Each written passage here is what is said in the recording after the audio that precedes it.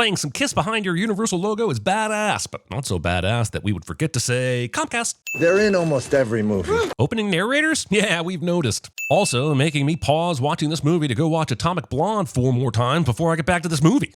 Now I have to go watch Nobody again, too. Stop reminding me of other amazing movies, movie. I have a job to do here. You know who Tom Ryder is. He's Tom Ryder. You don't know who I know, but I did indeed assume that Tom Ryder was in fact Tom Ryder. Thank you for the continued expositional pablum. The woman freebasing the Diet Coke is Tom's producer, Gail. Chemically breaking down Diet Coke to get to its most potent part, that sweet, sweet caramel color. But I don't know if you have a bathing suit.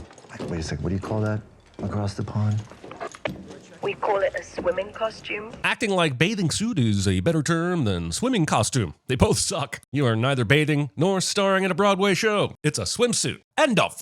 I know we need to get Colt injured here so we can get on to the self-pity part of the proceedings, but there should have been more fail-safes in place here to avoid even things like eventual sabotage-based movie twists. What's that saying? Pride comes before the fall? Well, they don't mention that it sticks around afterwards, too. Then I see no harm in counting the sin of pride twice. Being this close to being done with your puzzle and going surfing instead of finishing it. And hold on, is that bottom edge not complete? What kind of maniac doesn't do the edges first? Plus, I get all the burritos I can eat. Sorry, Colt, we just got a good look at that marbled torso. I highly doubt you're on the burrito solo diet. Yo, Fall Guy? Yo, credits. Yo. Having the script fade in to do the Ryan Gosling credit consecutively with the scene we're currently in is a cool fourth wall break, but still a fourth wall break nonetheless. Also, the script should say Colt Seavers, not Ryan Gosling. I'm not the hero of this story. Guys, what if we made a movie where the hero is a stuntman? Oh, Tarantino already did that, didn't he? Yeah, but ours will be in Australia and be a whole hell of a lot more contrived. Now, that's what I'm talking about. Earth, minerals, stone. I have been to many airports. I have seen many promotional LED displays. Never once have they had audio. If you get a chance, turn me into Tom Cruise, would you? Name dropping Tom Cruise in this world so you wouldn't think that the famous actor who does his own stunts and whose name is Tom Ryder isn't a stand-in for the person they're obviously a stand-in for. It's not about how hard of a hit you can give.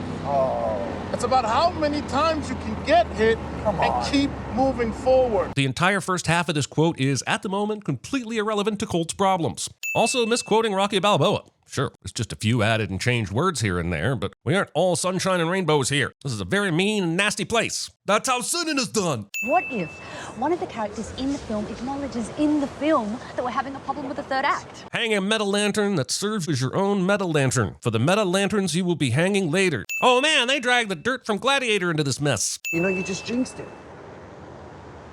You just jinxed it! Being a grown-ass adult and believing in jinxes, aka sports fans. Whether it's an inch or a mile, a win is a win.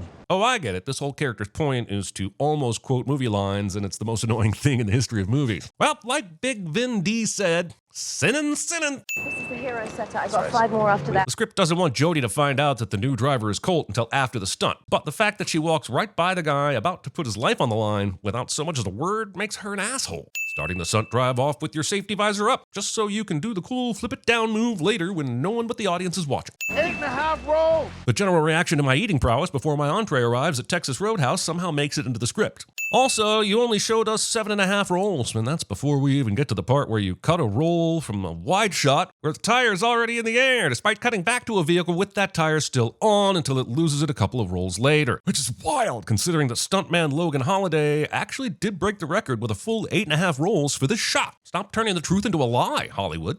Anyone but him. I'll be honest with you, we literally have no one else. Maybe it says more about Henry than it does about everyone else, but why is no one talking about Henry? I mean, he could be dead. Teasing us with this sneak peek at Indiana Jones and the Temple of Doom without ever intending to give us the whole film. They shared what's called a moon season. In real life, you might call it a fling. So her first big directing gig just happens to be a mirror of her own recent past with the stuntman who just happens to show up? What a coincidence. And she had so many mind-blowing, far superior experiences, you wouldn't even believe it. Try me. Can you get him a bullhorn? I can't hear him. Jodie taking this shoot hostage to work out her own relationship trauma while the cast sweats in sweltering heat under masks and prosthetics is such grade A director asshole bullshit that she might as well go ahead and not let anyone sit down as well. He'd probably say that he's been living in total regret. Scoop! Deus Ex Machina. The movie on this poster would clearly be better titled as Good Dog, Bad Cop, and that's the kind of that I lose sleep over at night. Entertainment, that's like the like this sexy bacon. Scene contains neither sex nor bacon. You still doing this Post-it note thing? Oh, let's not even get into that. Does one of the Post-it notes have the name Chekhov written on it anywhere? Because I think these Post-it notes might belong to him. At this point, it's like Memento level. Let's not get ahead of ourselves. Nothing in this movie is on the level of Memento. It's the only left-hand drive I have. I never get an explanation as to why Colt needs a left-hand drive vehicle. We saw him do a kick-ass stunt on the beach in a right-hand drive space utility vehicle. It's product placement. Oh. We won't play the song because I'm afraid Taylor Swift would fly here personally to take my money, but this is very convenient heartbreak music to suddenly play when our protagonist's heart is breaking. And to be clear, this isn't even a joke about Taylor's private jet. I just think she has actually attained the power of flight. Playing paper vertically in a game of Rochambeau as if a piece of paper has ever stood on its edge like that. You play it flat, Jody, like the god of gravity intended. One time my mom forced my dad to exercise. Do you know what happened? Snapped his ankle. First time he stepped on a treadmill. She forced it. Now he has a piece of metal in his foot. Moral of the story is you should just be you. Funny, because I thought the moral of that story is that maybe try some lighter calisthenics first and don't start cold turkey with the treadmill. Cold turkey. Wanna do some donuts? Ryan Gosling isn't offering me donuts in this scene. I may have skipped lunch today. Ryan turns the radio back up, and Taylor is still singing All Too Well, even though it was 5 minutes ago when he was interrupted. And you might say, well, what if it was a CD or an MP3? And I'd say when he turned it off, Tay-Tay was remembering all too well the feeling of being a crumpled up piece of paper. And when it comes back on, it's in the middle of a chorus. And then you might say, well, what if it's the 10-minute version and it's been playing at 0 volume the whole time? And I'd say I lined it up with the movie. And when he turns it back on, T-Swizzle should be at the part where Brooklyn broke her skin and bones, not in the middle of the chorus. And then you might say, well, what if he accidentally fast-forwarded a little bit? And I'd say, there is no main chorus of that song after verse 6. And then you might say, aha, but what if he accidentally rewound the song a bit at some point? And I'd say, you sure are going through a lot of trouble to keep the Swifties from being mad at this movie, aren't you? But you can't control the Swifties. You can only hope to contain us. Justice for Taylor! Cold. I thought you were dead. Why you gotta be such a bitch? Tom, I'm gonna have to ask you not to refer to me as a or a bitch. I wonder why Colt has never tried to take up acting. He's got the chops, and I could see him cast as a Ryan Gosling type, incorrectly quoting the Bare Naked Ladies. The Post-it note placements in this room are ridiculous. On this one, Ryder was like, I'm gonna stand on my tippy toes to put it all the way up here because I'm trying to make it land in the most inconvenient place to read possible. Chekhov's prop gun. This latte survives this way longer than it should. Hey, were you in that movie Carjacked where the guy named Jack steals your car and then you shoot him in the hand and you say, hope you know how to drive stick?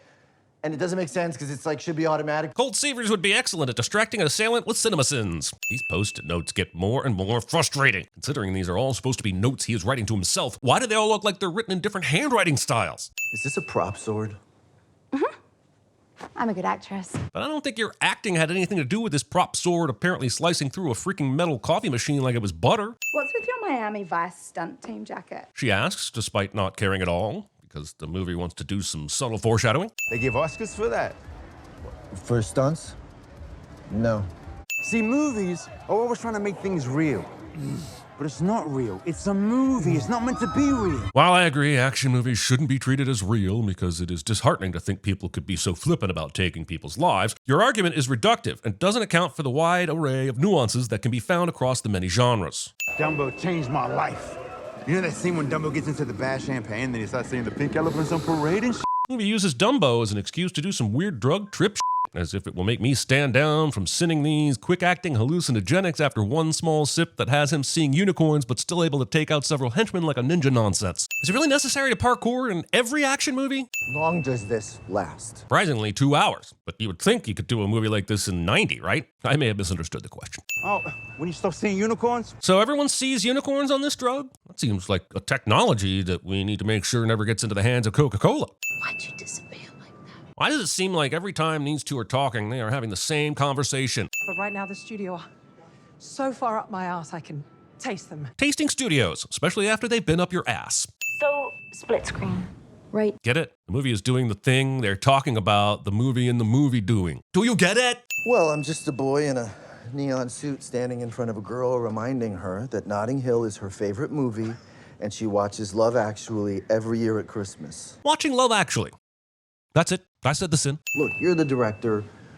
you're gonna make the right choice. Listen, I've spent over 10 years arguing that this is not always the case. You may not get the deeper metaphor, but you're gonna see it. You're gonna see this bright line between them that we're gonna ache to see blur. Meta-metaphor forces meta-forward, because if the movie never met a metaphor worth forcing, what is the metaphor? Also not pictured, a bright line. Because she's an alien, and he's a cowboy, and that's a problem. Look, it made almost $200 million at the box office and 44% of critics liked it. And honestly, Favreau is an underrated director. So you say problem, and I say bring back Daniel Craig for a sequel. It was Dune's goons who dirtied my Shirley. Asking Ryan Gosling to deliver this line with a straight face. Colt brings the cops up to the room not long after he finds the body, and it's just gone. If you're going to act like it is possible to clean up this scene that quickly, I'm going to need to see it. Or you're going to have to prove that Colt and the policeman were taking their sweet time and stopped for a Pavlova. A wonder. Dad, did you tell me about the wonder? While y'all talk about the wonder, I'm going to go take a tour. I don't need cuts. I don't need gimmicks. But isn't not having cuts itself kind of a gimmick? Oh, sure, when you're talking about split screens, you do a split screen. But when you're talking about a big wonder, you do a lazy multi-cut production montage set to the darknesses I believe in a thing called love. Commit to the bit, movie. I gave you a brekkie wrap this morning. A brekkie wrap is A,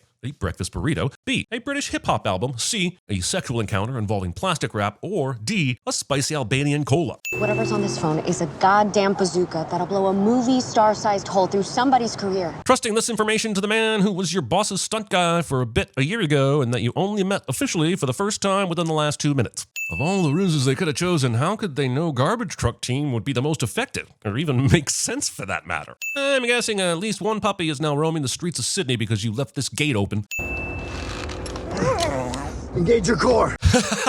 This is a pretty hilarious David Leitch puts a dog in danger cliche. Also, considering you're about to do this, no amount of dog yoga or seatbelting should have kept that puppers from making a very sad appearance on doesthedogdie.com. It's high noon at the edge of the universe. Sorry to burst your bubble, but if it's at the edge of the universe, it's not likely to contain any solar system capable of replicating the conditions that result in anything like a high noon. The only real weak point in this movie is that the action just happens because it needs to happen. There's rarely a valid narrative reason. It's all cool and it's all fun. Just make it make sense. The garbage truck that Colt is stuck on somehow makes its way directly in front of the karaoke place where Jodie is singing, despite being on the Sydney Harbor Bridge less than 30 seconds ago. If anyone is ever fighting me on a spinning thing, can we agree now to take a time out and wait for it to not be spinning? We saw Colt talk to cops earlier, so we know they exist. Are they not interested in any of this? Colt now Tom Cruises his way through Sydney to the karaoke bar without ever checking directions or GPS even once, as if he just has the Sydney streets memorized or some shit. Knowing Ryder, it's written on a post-it note in his apartment somewhere. It's written on a post-it note in his apartment somewhere. Did they just kill Henry? Yep, and somehow the video of that manslaughter is still on the phone instead of deleted immediately, or at least put into an invisible locked folder. I mean, if there is such a thing. I'll be right back. The dead body discovered this morning at the Pendleton Hotel has been identified as Henry Herrera. So they moved the body back after Colt and the police had left? This whole crime cover-up is a logistical nightmare. Their prime suspect is another stuntman, Colt Sievers, who was last seen in the hotel room where Herrera's body was discovered. Yes, he was seen there by the cops, who he brought there to report a dead body he found there. Shouldn't the cops be a bit more curious about how the body disappeared and returned during the times when they don't have Colt on camera? Hilarious text progression, but why would autocorrect ever turn "I'm in a pickle" to "I'm a pickle"? You either need to own your mistakes, Colt, or just admit you watched too much Rick and Morty. If this was The Fugitive and you were Harrison Ford, the bad guys would be closing in. Technically, the good guys would be closing in. Convenient news position continues to conveniently news position on the TV, hoping to distract us from wondering why Tom only put post-it notes to the left of the television. Daniel Day-Lewis! Method attacking. This guy shoots over Colt's head for no discernible reason. Henry's death was accidental-ish, but if they kill Colt and Dan with guns, then they need to cover up real murders. I'm no professional, but it feels like they're going in the wrong direction.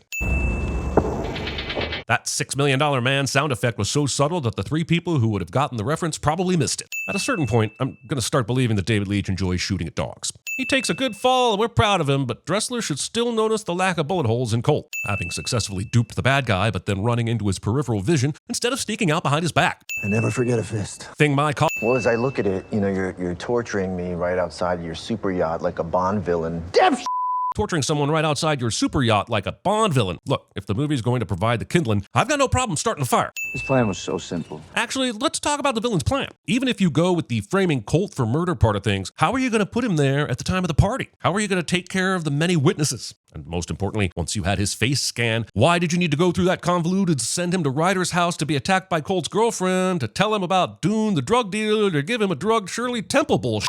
Just scan, face, kidnap Colt, finish job. Not everything has to be a fucking 4-part scavenger hunt. These fog gags real. Who's dumber? This guy for just standing there around gasoline monologuing? Or Colt for waiting this long to spit flames and then tipping his hand with a wink? It's Colt. Colt is dumber. Colt? Hey. How the does Colt still have his phone? What the is Jody standing in right now? You know, honestly, it all hurts. Why the is Colt still driving this boat around instead of docking somewhere and finding safety? Why is he having this skip-worthy conversation with Jody when he could be offering evidence of his own innocence to the police by now? That's it. I'm rooting for the Ryder asshole now. Getting hit by a car hurts. Being thrown out of a window hurts. Getting set on fire really hurts. Excitement? The movie, quote, nitpicking the title of the first Rambo movie on this phone is giving me life. Yeah, Rambo is the 4th movie in the Rambo franchise, made 26 years after First Blood. May your death be a reminder to get that shit right, asshole. That's a wrap on cult saviors. Oh, the hired gunman is making movie set quips too. Is the assassin's job above or below the line? Jody, Colt's dead. Gail should have seen enough movies by now to know that she shouldn't have this information yet. Would it have been so hard to wait till this information hit the news so that she could have some plausible deniability? This won't come back to bite her in the ass like it should, but that is the fault of the script. Hero isn't dead, he's just hiding underwater because he can breathe down here now, cliche. Leading with don't say a word instead of taking off the mask and saying, "Hi Jody, it's me, your idiot ex-boyfriend Colt." You need to be burning your fingerprints off and need to be getting across the border as fast as possible. Ah yes, the famous border between Australia and the ocean. You might inspire a whole generation of little Jodies to pick up cameras and make their own movies. But if all their movies are like Metal Storm, hasn't more harm been done than good? Take this soap and rub it on my belly. Thinking the moment you're trying to be stealth and hide from the person who attempted to have you murdered is the moment to work on your tight 5 for the Comedy Store. It's high noon at the edge of the universe, folks. This movie now cuts to a finished print of this scene, forgetting that this scene won't exist in the final cut of Metal Storm, and so this version would have never gone through the finishing touches, meaning that what we are seeing never existed, and we must now reckon with our own ability to see the mystery of the ether world beyond, that opens a threaded gateway to parallel universes. We're gonna die fighting for a happy ending! Sir, even if this was that kind of establishment, violence is never the answer. We're moving as fast as we can, all right? Everyone, double the pace! Yes. Engaging this entire crew for this final act setup, and that information somehow not getting back to Gale. And maybe I say a little line like, I was shooting aliens way before I was paid to. I didn't know the one thing my life was missing was Aaron Taylor Johnson doing a Matthew McConaughey impersonation. But now that I've seen it, I'll never have to live in a world without it. I know they're only faking it so they can trap Ryder in the car with Colt, but this is not enough blue screen here to get full coverage for the VFX shots. I'm questioning everyone's dedication to pretending to make the pretend part of this pretend movie. They shall not pass! No, that is not how a movie quote nerd would deliver that line. You have to put the spaces in and go full Ian McSee. They shall not pass! I'm right here, Hollywood. I'll have my agent send you my consulting fees. So you're saying that Gail Meyer was responsible for framing me for your murder of Henry? Yes! Yes! Not only does this plan work, it works in the exact amount of time it needs to happen just before the final stunt jump. Neato! Taking someone's pulse through thick gloves. Stunt set! Stunt set! Go! And now all the stunt prep team will join the actual fight against the actual bad guys because setting up pyro and running fire lines translate perfectly to melee fighting. Stunts! Mobilize that airbag now! The one you just had laying around on the back of a truck for just such an unforeseen occasion as this? That airbag? Oh, and you had a transportable base to put it on too? What luck! Shoot him! He's a stupid stuntman, no one gives a shit! Whatever warped sense of reality is going on in Hollywood that they built this character off of. Because I assure you, no normal people think this way. Seriously, do people just drive around LA hitting stunt performers with their cars and throwing milkshakes in their faces? He's one of the best stunt doubles I've ever had! Ryder has spent the entire movie trying to injure or kill Colt. Where the hell is this change of heart coming from? It's empty, Gale. We will see Colt's head for the next 5 seconds before he falls backwards, and never once does he look down to spot that the airbag is actually below him. Trust your crew got it there? Fine. But if ever there was a time for a bit of trust and verify, now would be it. From visionary director Jody Moreno. In a world where movie trailers trailers still use big, gravelly voice guys. It's high noon at the edge of the universe. Spoiling your final scene in the trailer. F***ing movie trailers. Also, they reshot this entire movie with Momoa, a guy who looks about as different from Tom Rider as possible, thus making any carryover footage almost impossible. Like all bullshit. Making me wait until the credits to actually see all 8.5 rolls. Jackie Chan isn't breaking any bones for my entertainment in these scenes. And you have the right to remain silent. Burying a major cameo in the middle of the credits.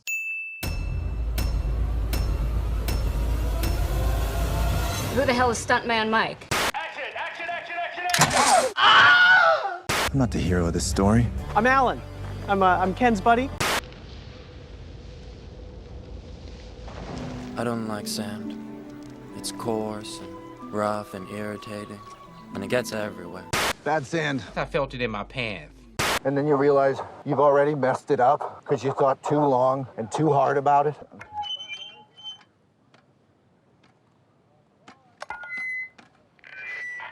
No, you fool. We're following orders. We were told to comb the desert, so we're combing it. Yeah? Thumbs up? God, I hate that bullshit. If you get fired, that might jeopardize Paris for me, and if that happens, I will search every blimpies in the tri-state area until I track you down. I'd like to speak to Kevin. No one talks to Kevin. I would murder you to protect Kevin. Do some porn! Fussy, fussy, fussy, you do. Martha Graham, Martha Graham, Martha Graham. What'd you do?